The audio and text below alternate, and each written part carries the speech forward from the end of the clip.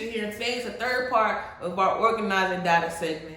So today we're going to go over the assignment that we were assigned in STEM and Model, and then we're going to introduce our assignment for today, which is about histograms. So let's get started. So for last night's homework, I gave you a group of numbers, and your job was to complete the frequency table, find your tally marks, and complete your frequencies. So this is what you should have gotten.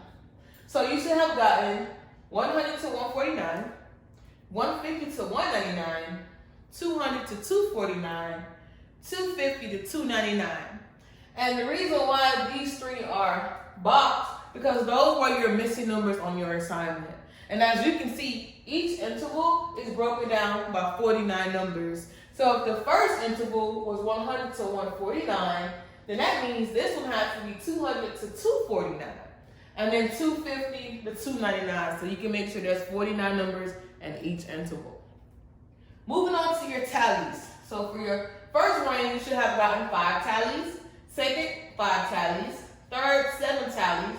And then the last one, you should have ended with 3 tallies. And if you got any of those incorrect, all you have to do is take your time, look at your data set, and then you can go one by one to see where each one of those numbers fall into their range. And then you should be able to get these particular answers. So from your tally marks, you move over to your frequency. Don't forget, whatever your tally is, that is also your frequency. So if you have 5 tally marks for your first range, then your frequency should also be 5. Those numbers should never be different. So you should have 5, 5, 7, and 3. So we should be a little bit comfortable now with frequency tables.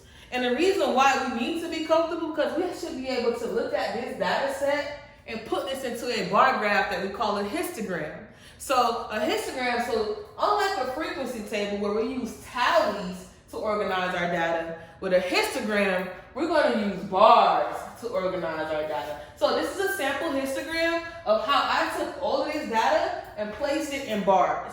Unlike a regular bar graph, histograms only contain numerical data. It would never be about anything else outside of numbers. It will only have numerical data. So don't forget that. And one thing else about histograms, the lines or the bars on histogram are so close, they almost look as if they're touching. So don't forget, when you're doing your histograms, it should be so close that it looks like you're almost touching, all right? So let's get into how we're gonna go ahead and make this into a histogram. So the first thing I did, on this side,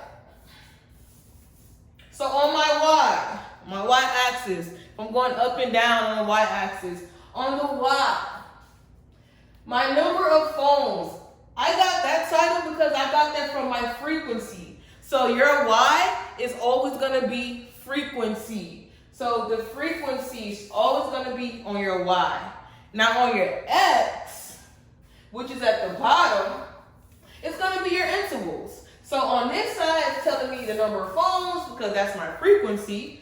And then on the bottom, I have number of songs because that's my interval. So as you can see, my intervals on the bottom of my histogram, they match my intervals under my song range. Those cannot be different. You can't start over here at 100 and 149, then over here you want to start at 105. Can't do that. These actually have to match.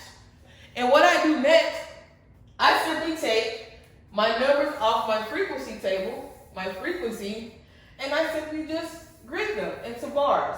So 100 to 149 is 5. I simply drew my bar and I shaded it in. That's 5 for that particular interval. For the next interval is also 5. So I shaded that in. Then the next one is 7, so I go all the way up to 7, and I come down and I shade that in. And then my last interval, I only had 1, and then I shade that in. So don't forget, a histogram uses bars to show the values of each category. So what's the difference between a histogram and a frequency table? Actually, the only major difference is a frequency table uses tallies, and a histogram uses bars. So for today's assignment, I'm going to give you a blank graph, and I need you to be able to take information from a ready-made frequency table and make it look just like my histogram where you have bars. I know you can do it. I believe you can do it. If you have any questions, feel free to shoot me a message, and I'll be more than happy to help you out. And tomorrow's lesson, how can we use those histograms to answer a few questions?